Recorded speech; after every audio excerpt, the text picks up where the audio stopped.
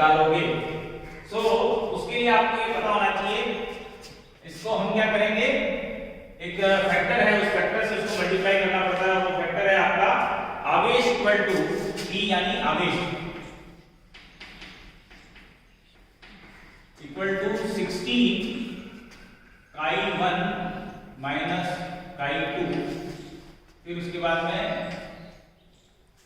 chi1 minus chi2। वो chi क्या है, chi1 minus chi2 plus 3.5 chi1 minus chi2 का होल स्क्वायर, जहां chi1 और chi2 क्या है, विद्युत भिन्नता है।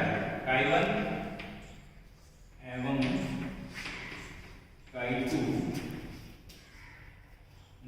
इलेक्ट्रॉन ठीक है। तो ये chi1 और chi2 अपन घटा देंगे और उसको मल्टीप्लाई करेंगे 16 से और उसको मल्टीप्लाई करेंगे 3.5 से। तो जो भी नेट आएगा वो आ जाएगा आवेश। अब ये आवेश किसके, chi1 is for metal and chi2 is for ligand, ठीक है।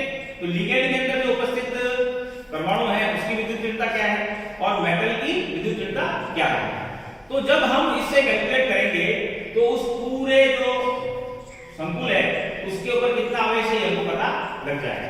और जब ये पता लगा लेंगे तो हम इसमें क्वेश्चन आपसे कैसे पूछा जाता है, क्वेश्चन पूछा जाएगा कि दो कॉम्प्लेक्स है आपके पास, अब इन दोनों कॉम्प्लेक्सों के स्थायित्व के बारे में बताइए।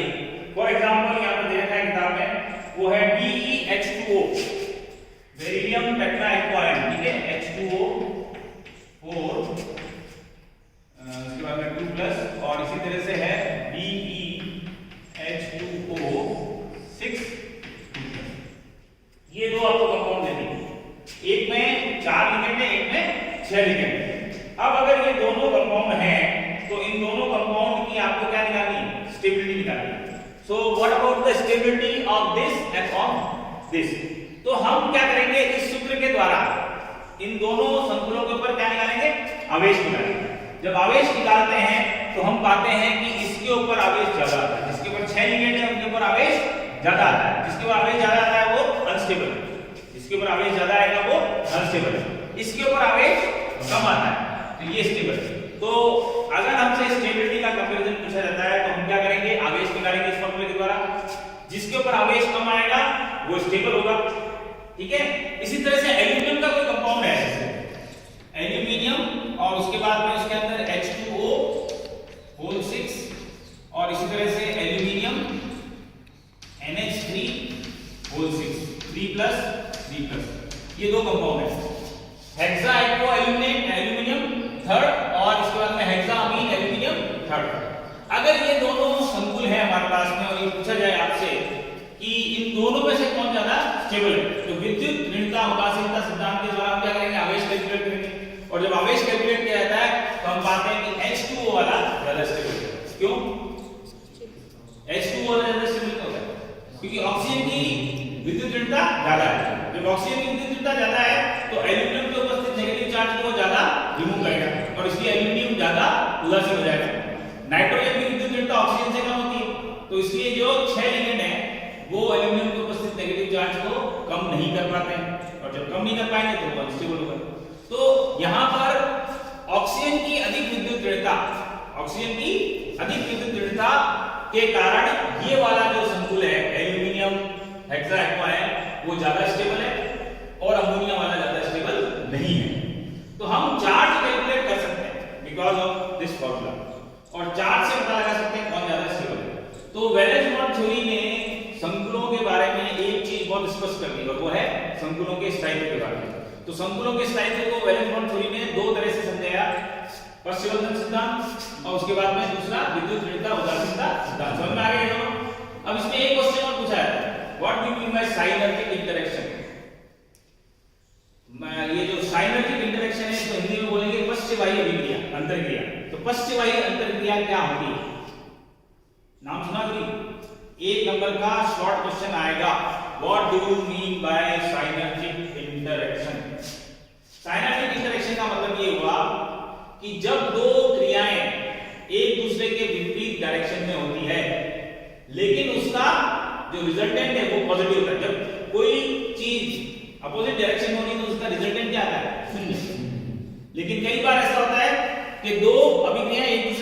अपोजिट है, लेकिन उसका रिजल्टेंट क्या आ रहा है? पॉजिटिव आ रहा है।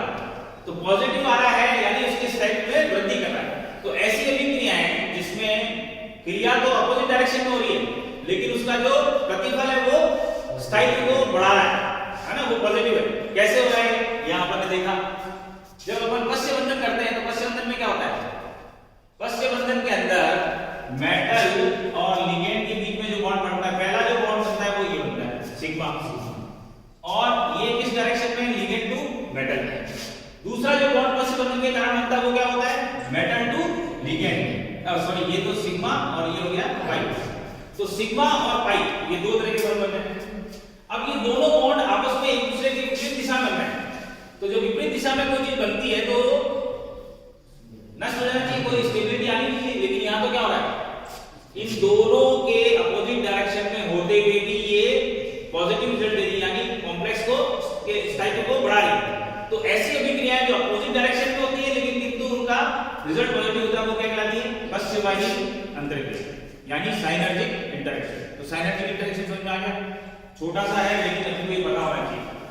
ये इसलिए इंपॉर्टेंट है कि जब भी हम देखते हैं तो अपोजिट डायरेक्शन में जो क्रिया होती है वो उसका रिजल्टेंट 0 आ रहा है, लेकिन यहाँ इसका रिजल्टेंट पॉजिटिव आ रहा है, संकुल के स्थायित्व में वृद्धि कर रहा है। तो इसलिए ये पूछा जा सकता है। तो साइनर्जिक इंटरेक्शन आपको समझ में आ गया। फिर मैंने आपको क्या बताया था कि जो वैलेंस बॉन्ड थ्योरी है वो जो भी कॉम्प्लेक्स बन रहा है उसके अंदर जो मेटल और लिगेंड है, उस मेटल लिगेंड के अंदर जो बना हुआ बंध है उसकी प्रकृति के बारे में आपको जानकारी देता है, नेचर ऑफ बॉन्ड। और बॉन्ड कौन सा फॉर्म हो रहा है? बॉन्ड जो है कोऑर्डिनेट बॉन्ड फॉर्म हो रहा है। तो ये जो बंध बन रहा है इसकी प्रकृति कैसी है ये कौन बताएगा आपको? Valence bond theory. तो पॉली की जो वैलेंस बॉन्ड थ्योरी है वो बहुत अच्छी तरीके से धातु और लिगेंड के बीच में बने हुए बंध की प्रकृति को समझाती है। और उसको समझने के लिए हमको क्या करना पड़ेगा? उसको समझने के लिए हमें ज्ञात होना चाहिए चुंबकीय आघूर्ण। क्या पता होना चाहिए आपको? हाँ, मैग्नेटिक मोमेंट। मैग्नेटिक मोमेंट क्या होता है?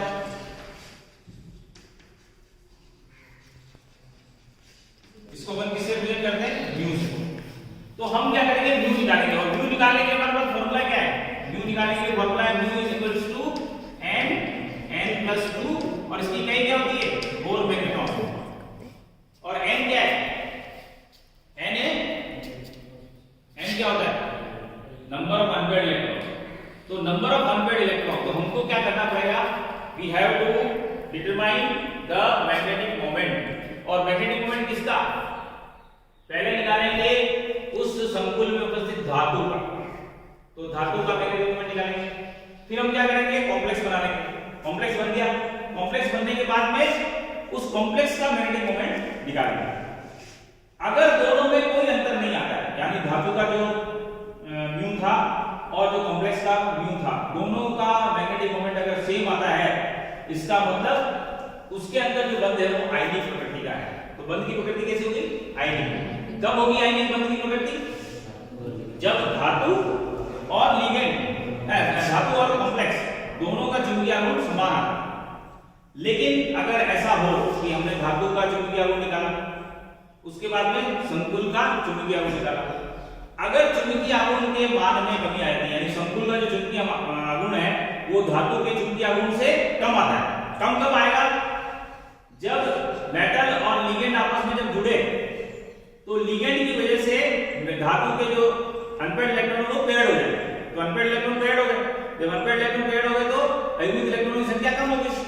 अयुग्मित इलेक्ट्रॉनों की संख्या कम हो गई तो म्यू का मान कम हो गया। तो जब कभी भी धातु से संकुल बनता है और संकुल बनने की प्रक्रिया के दौरान क्या होता है? चुंबकीय आघूर्ण में कमी आती है, यानी पेयरिंग हो जाती है। धातु के जो अनपेयर्ड इलेक्ट्रॉन वो पेयर्ड हो जाते हैं, तो उस समय चुंबकीय आघूर्ण में कमी आएगी। तो ऐसे केसेस में जितने भी संकुल बनेंगे वो कैसे होंगे? सहसंयोजक प्रवृत्ति के होंगे। तो धातु की प्रकृति को समझने, कॉम्प्लेक्स की जो प्रकृति है उसको समझने के लिए वैलेंस बॉन्ड थ्योरी क्या कहती है कि चुंबकीय आघूर्ण निकालो। किसका चुंबकीय आघूर्ण निकालो? स्वतंत्र धातु आयन का और कॉम्प्लेक्स का। अगर कॉम्प्लेक्स और धातु आयन के चुंबकीय आघूर्ण में कोई परिवर्तन नहीं हो रहा है, इट मींस वो आइडियल है। और अगर कॉम्प्लेक्स और धातु आयन के बीच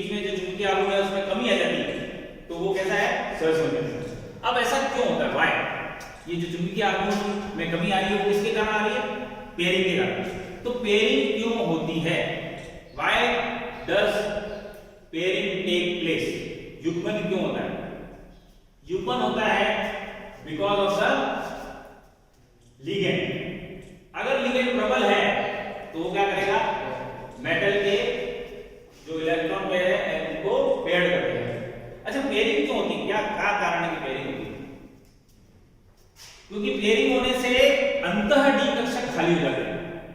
देखो मैंने तुमको पहले ही बताया था कि जब 6 लिगेंड होते हैं तो 6 लिगेंड में दो तरह के संकरण हो सकते हैं, या तो होता है sp3d2 और या होता है d2sp3। और इसमें से संकुल कौन सा बनना चाहेंगे जिसके अंदर संकरण कौन सा हो? d2sp3। क्यों? क्योंकि d2sp3 में हम कौन सा काम मिला रहे हैं? n-1 डी कक्षक काम मिला रहे हैं। अब ये जो n-1